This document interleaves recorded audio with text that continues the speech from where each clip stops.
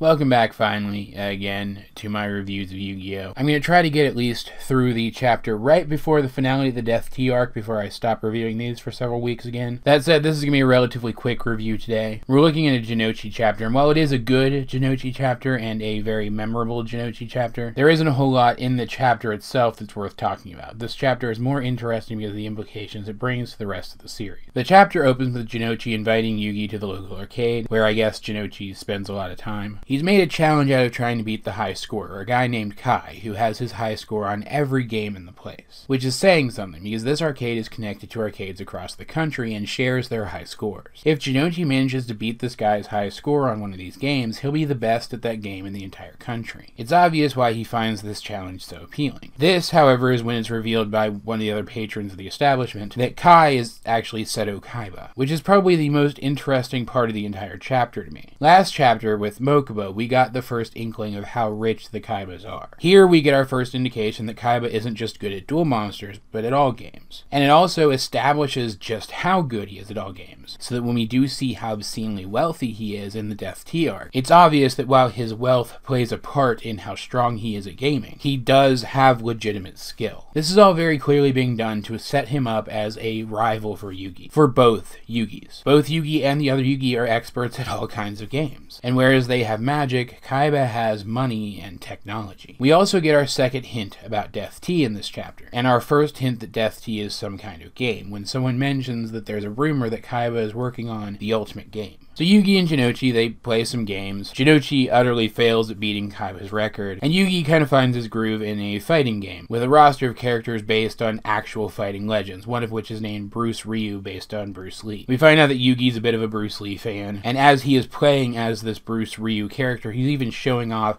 how a lot of the moves are based on Bruce Lee's actual moves and explains how they work. He's challenged by another guy who plays as Bruce Ryu, and they fight, and then he's challenged again, and they fight, and Yugi beats him every single time. Jinochi's kind of chilling out watching him since he can't achieve what he came to achieve, but he gets tired of that and decides he's going to go get something to drink. Yugi asks him to pick him up a soda, which is actually important later in the plot. This is about when the guy that Yugi's been playing against, being the last guy there aside from Yugi himself playing the game, is finally able to work out exactly who he's been fighting against by process of elimination. And of course, he beats the shit out of Yugi, because everybody's got to beat the shit out of Yugi. I'm sure that I've probably beat the shit out of Yugi at some point and just don't remember it. That's just how beat the shit outable this kid is. So this guy, who's not just a fighting game enthusiast but an actual martial artist, beats Yugi up, and even goes so far as to steal Yugi's Millennium Puzzle. This is when Jinochi returns, sees what happened, and goes after the guy himself. This is when it's revealed that the guy is an actual martial artist and that Jinochi might actually have a problem against him. And he challenges Jinochi to something of a game. They had talked about Bruce Lee's 1-inch punch early in the chapter. Yugi had, at least. So the guy decides he wants to base his own game on that, to set up his own 1-inch win condition. And it's actually kind of gruesome when you actually think about it. The guy gives Jinochi a knife and keeps the knife for himself. They will each insert the blade of the knife into their mouth and hold it in their teeth. The knives are long enough that if their opponent manages to hit the handle, it will drive the knife back through the base of their skull and kill them. Though, of course, this scumbag, this scummy guy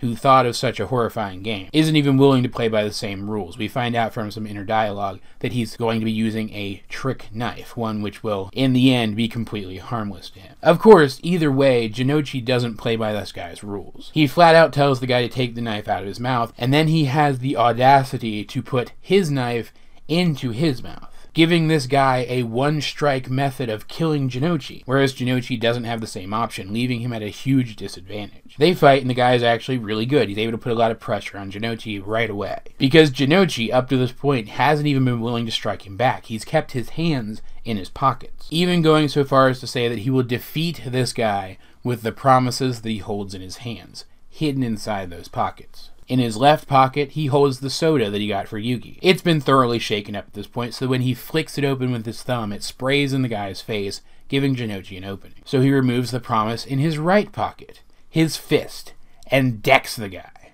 He recovers the puzzle, takes it back to Yugi, and this is by far my favorite Jinochi moment in the entire franchise. And that is saying a lot, because the guy gets some great moments later on. But this is just fantastic. We get to see just how much raw power Jinochi's sheer force of confidence has behind it. He beat this horrible person entirely through his own methods, entirely relying on his own principles and techniques. When he was faced with the possibility of being killed by one strike, he didn't let that change the person he was. He didn't react to that with any sort of desperation which would change who he was at his core. As far as I'm concerned, this is the defining moment of Jinochi's character. We learn so much from just this one exchange, and everything that we learn here becomes the foundation for all of his struggles later on to better himself as a person and become stronger and prove himself over and over again. And to keep trying, no matter how many times he fails at that. Overall, this is an excellent chapter of Yu-Gi-Oh! That builds up stuff about Kaiba, it builds up stuff about Jinochi. Yugi doesn't get a lot to do in it, but that's okay, because everything else in it is just so great. It is, of course, another absolutely absurd situation, but